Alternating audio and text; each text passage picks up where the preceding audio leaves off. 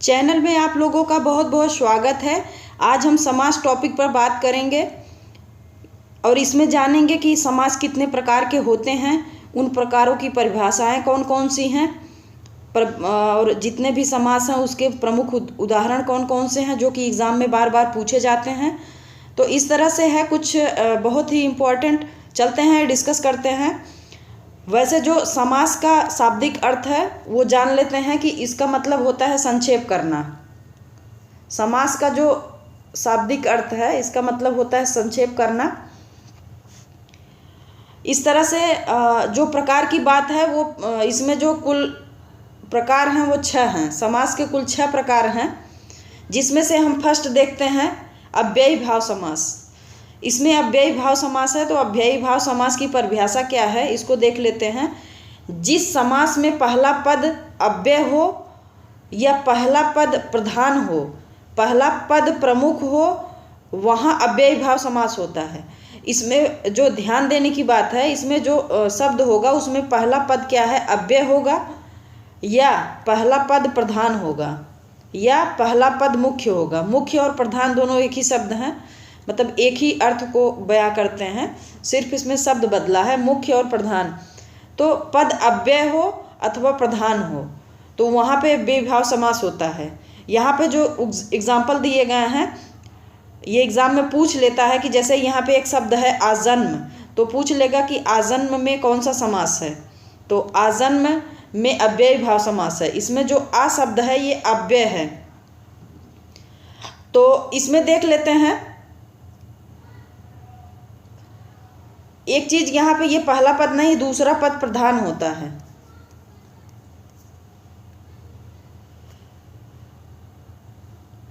वहाँ अव्यय होता है, तो इसमें जो दूसरा पद है वो प्रधान है, पहला पद अव्यय है। तो जैसे यथा है ये अव्यय है, हा अव्यय है, मतलब यहाँ पे 2 शब्द एक बार आए हैं। बखूबी ब अव्यय है, प्रति अव्यय है। तो इस तरह से है इसमें। तो एग्जाम्पल देख लेते हैं। आजन्म, आजन्म, यथाशक्ति, हाथों हाथ, बखूबी, प्रतिदिन, भरसक, बकायदा, बीचों बीच, यथाविधि, बेशक, आजीवन, निडर, प्रत्येक, घर घर, रातों रात, भरपेट। ये सारे एग्जाम्पल कौन से हैं, अव्ययी भाव समास के, और ये मोस्ट इम्पॉर्टेंट हैं, सारे ये एग्ज़ाम में पूछे जाते हैं। चलते हैं जो इसका दूसरा टाइप है समास का, जो दूसरा प्रकार है ये है तत्पुरुष। तो तत्पुरुष की परिभाषा देख लेते हैं। जिस समास में उत्तर पद प्रधान होता है और विभक्तियों का लोप होता है वहाँ तत्पुरुष समास होता है। तो जिस समास में उत्तर पद प्रधान होता है, विभक्तियों का लोप होता है, वहाँ तत्पुरुष समास होता है। यहाँ पे देखते हैं इसके एग्जाम्पल में देशभक्ति, अकाल पीड़ित, पवन पुत्र, पथभ्रष्ट, हथकड़ी, रेखांकित, यज्ञशाला, देश निकाला, करोड़पति, युद्ध भूमि, राह खर्च, शरणागत, वनवास, घुड़सवार, भूदान, वनगमन। तो ये सारे एग्जाम्पल तत्पुरुष के हैं। यहाँ पे जो है ये दूसरा प्रकार था। चलते हैं जो तीसरा प्रकार है समास का, उसमें देखते हैं। ये तीसरा है द्वंद्व समास।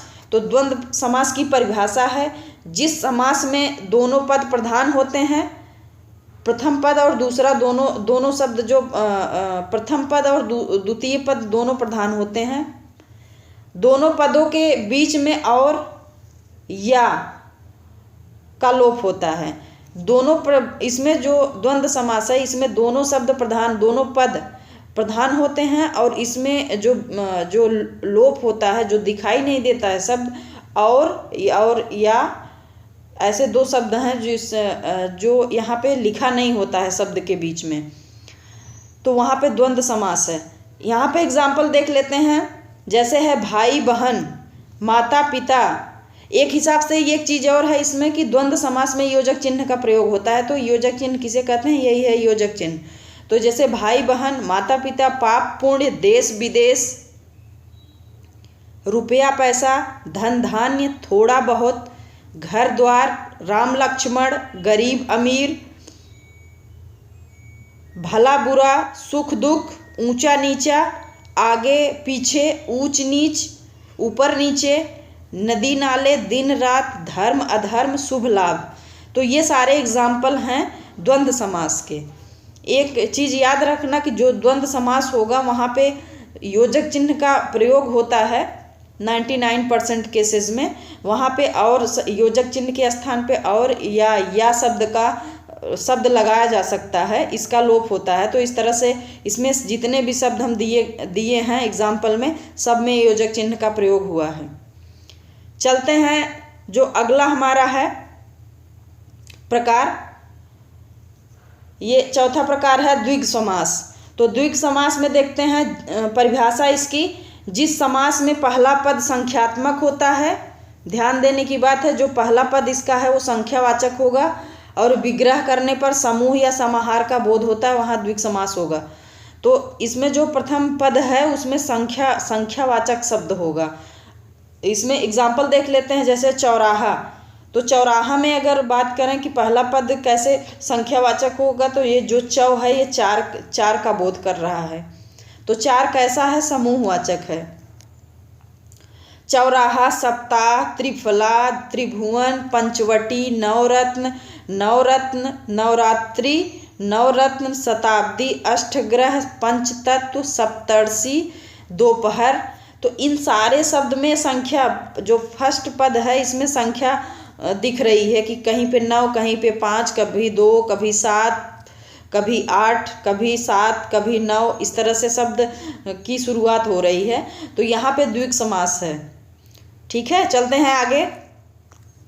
इसी तरह से अभी कुछ और इसमें एग्जाम्पल थे द्विग समास में।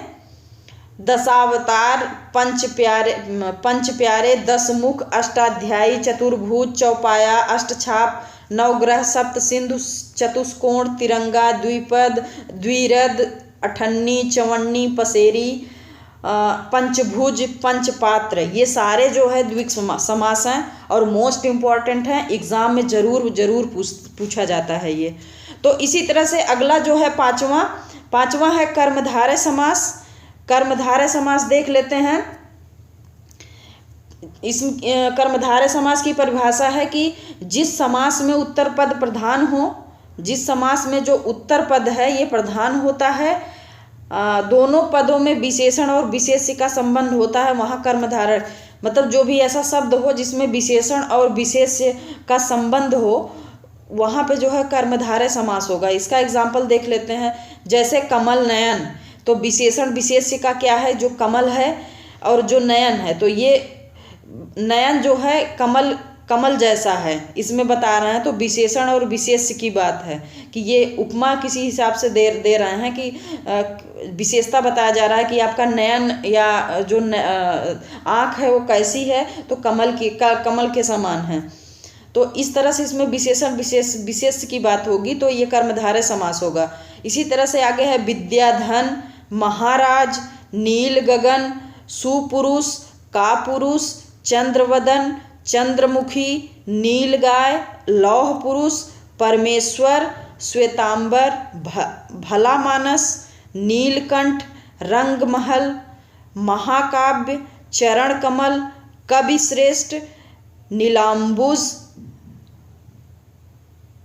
नील उदधि, पीत वसन, पीतगान, पीतगात, श्याम रंग, नीलोत्पल। तो ये सारे हैं जितने शब्द हैं, इसमें सब में जो है विशेषण और विशेष्य की बात है। तो इसमें जो है कर्मधारय समास। ध्यान रखिएगा, जहाँ पे कर्मधारय समास होता है वहाँ पे विशेषण और विशेष होता है, ये 100% श्योर है। तो शब्द को, जो भी शब्द दिया गया है, एक बार उस पर ध्यान जरूर देना है कि यहाँ पे विशेषण विशेष्य है तो कर्मधारय है, नहीं है तो कोई और समास होगा। चलते हैं आगे जो हमारा ये अंतिम है, जो 6 समास है, यह है बहुब्रीहि समास। तो बहुब्रीहि समास में देख लेते हैं कि जिस समास में कोई पद प्रधान नहीं होता है बल्कि उसका विशेष अर्थ होता है, वहाँ बहुब्रीहि समास होता है। तो बहुब्रीहि समास जो सामान्य समझ के स्तर पे है कि जो शब्द है वो शब्द का अर्थ नहीं होके जो शाब्दिक अर्थ है वो अर्थ न बता के कोई तीसरा अर्थ से संबंधित हो, तो वहाँ पे बहुब्रीहि समास होता है। एग्जाम्पल इसका देख लेते हैं। एग्जाम्पल देखते हैं कि यहाँ पे त्रिनेत्र, तो त्रिनेत्र किसके हैं? यहाँ पे तो जो शाब्दिक अर्थ होगा तो ये बता रहे हैं कि किसी के पास 3 नेत्र हैं। ये जो शाब्दिक अर्थ है कि 3 आँख, तो 3 आँख ये तो शाब्दिक अर्थ है, लेकिन त्रिनेत्र किसे कहा जाता है, कौन है? तो ये शिव जी के पास 3 आँखें हैं। ठीक है, तो ये एक तीसरा अर्थ बता रहा है, किसी और अर्थ के विशेष अर्थ की बात कर रहा है यहाँ पे जो भी एग्जाम्पल है। तो यहाँ पे क्या होगा? बहुब्रीहि समास। इसी तरह से महेश, सतीश, मृत्युंजय, चंद्रशेखर, चंद्रमौली, लंबोदर, चक्रधर, दशानन, चतुर्भुज, चतुर्मुख, चतुर्भुज, नीलकंठ, पीताम्बर, बीड़ापाणी, पुस्तकपाणी, चौलड़ी, प्रधानमंत्री, घनश्याम, वंशीधर, हंसवाहिनी, मनोज, पंचबाण। तो ये जितने शब्द हैं यहाँ पे एग्जाम्पल के रूप में, ये सिर्फ शाब्दिक अर्थ न बता के ये कोई विशेष अर्थ बता रहे हैं। जैसे ये दशानन, 10 आनन किसके थे? 10 मुख किसके थे? तो ये रावण की बात कर रहे हैं।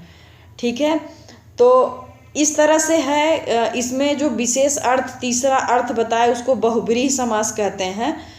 तो ये सारे बहुब्रीहि जो समास हैं, समास की बात हम किए, 6 समास हैं जो इसके भेद हैं समास के, वो 6 हैं। और 6 का जो परिभाषा 6 का है उसको बताया, कुछ महत्वपूर्ण एग्जाम्पल भी बताए। ये सारे मोस्ट इम्पॉर्टेंट हैं। हमें उम्मीद है आपको वीडियो ज़रूर पसंद आया होगा। पसंद आया हो तो वीडियो को लाइक करें, चैनल को सब्सक्राइब, कमेंट, शेयर करना ना भूलें। धन्यवाद।